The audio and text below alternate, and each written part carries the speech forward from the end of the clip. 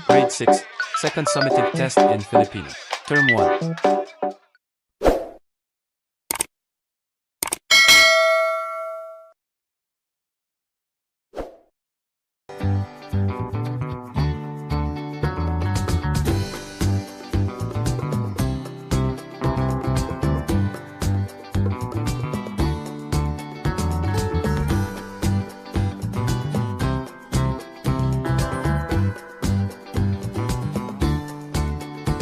10, 9, 8, 7, 6, 5, 4, 3, 2, 1. Basahin ng mabuti ang bawat tanong at piliin ang tamang sagot. Isulat ang titik ng tamang sagot sa iyong sabutang papel. Number 1. Ano ang denotasyong kahulugan ng salitang ahas? A. Taong tuso. B. Uri ng reptilya. C. Kaibigan. D. Bayani.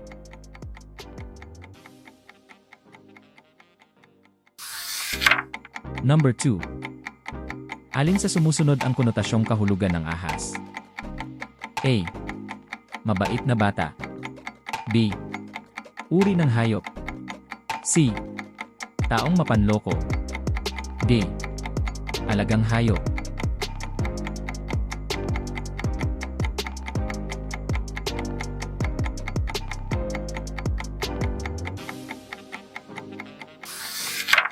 Number 3. Alin ang halimbawa ng kasabihan? A. Ang batang masipag ay nag-aaral. B. Kung may tiyaga, may nilaga. C. Kumain si Ben ng almusal. D. Maraming puno sa gubat.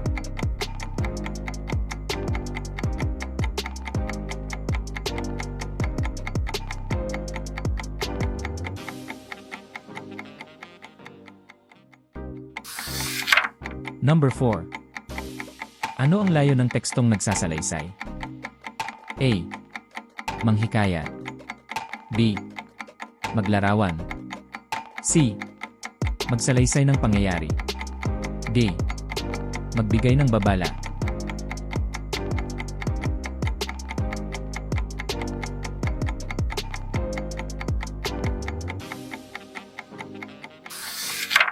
Number 5. Alin sa sumusunod ang nagpapaliwanag? A. Noong isang araw ay naglaro kami. B. Ang halaman ay lumalaki dahil sa tubig at araw. C. Masaya ang pista sa baryo. D. Kumanta ang mga bata.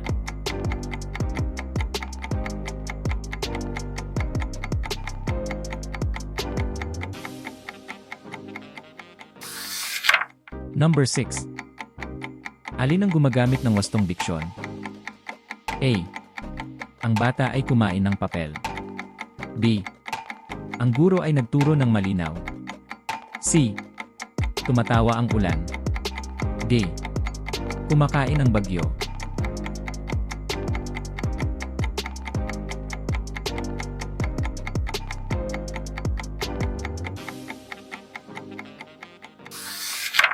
Number 7. Alin ang pangungusap na walang paksa? A. Naglalaro ang bata. B. Si Ana ay umaawit. C. Umuulan. D. Masipag si Carlo.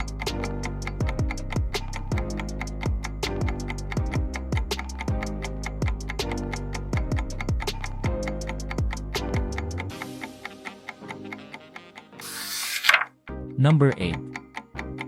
Ano ang pandiwa sa pangungusap na nagbigay ng regalo si Mara sa kanyang ina? A. Regalo. B. Mara. C. Ina. D. Nagbigay.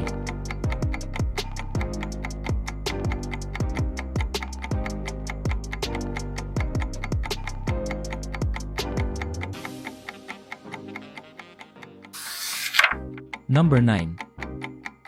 Sino ang tagaganap sa pangungusap na nagluto si Ben ng hapunan? A. Hapunan. B. Ben. C. Kusina. D. Pagkain.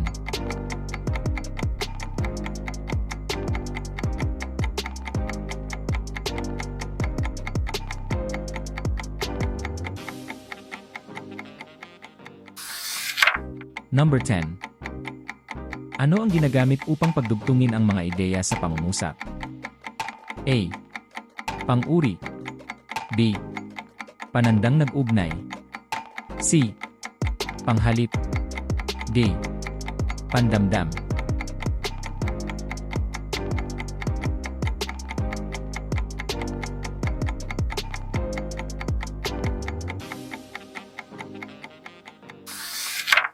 Number 11. Alin ang tekstong impormatibo? A. Alamat. B. Maikling kwento. C. Artikulo. D. Dula.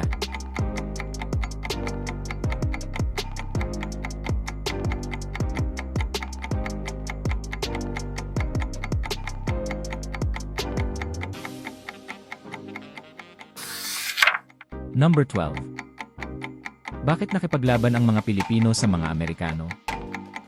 A. Upang makamit ang kalayaan. B.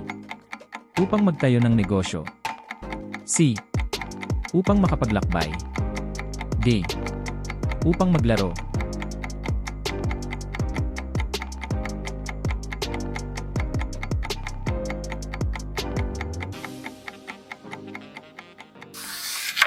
Number 13.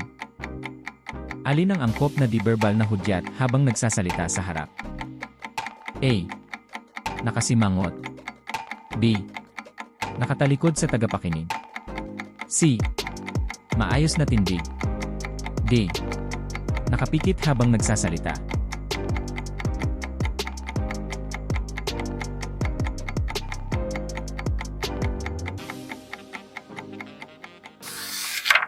Number 14.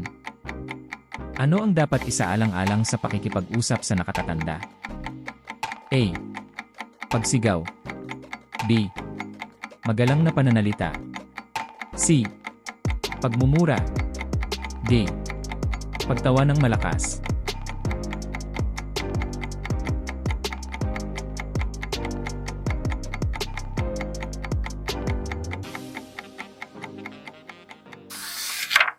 Number 15.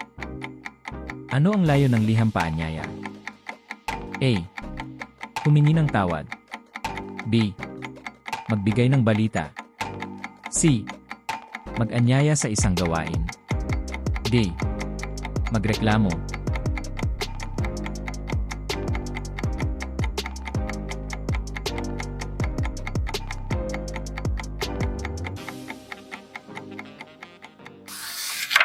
Number 16. Ano ang layo ng liham ng paghingi ng paumanhin? A. Magpasalamat. B. Humingi ng tawad. C. Mag-anyaya. D. Magbigay ng utos.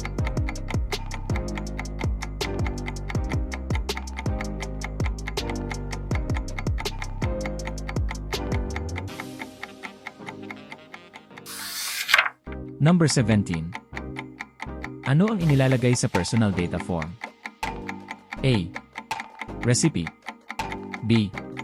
Personal na impormasyon. C. Kwento. D. Tula.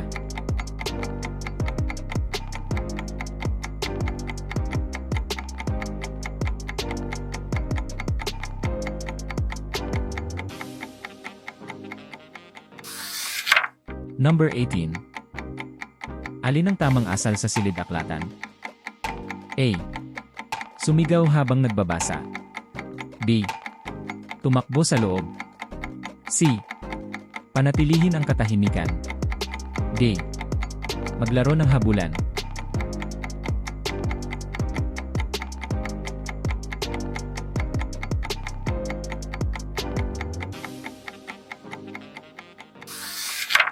Number 19. Ano ang ginagamit upang makahanap ng impormasyon sa silid-aklatan? A. Telepono. B. Katalogo. C. Laruan. D. Television.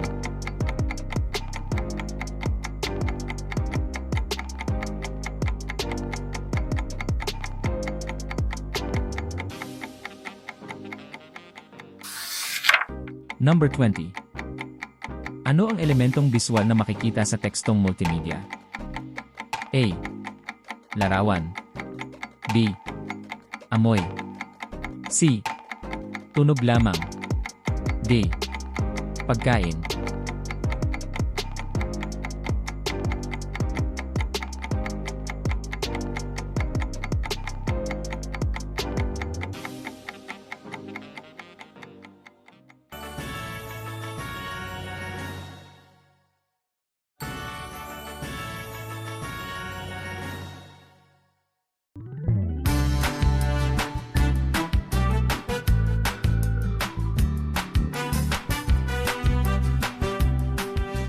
Thank you for watching.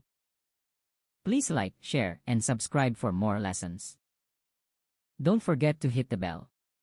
See you in the next video.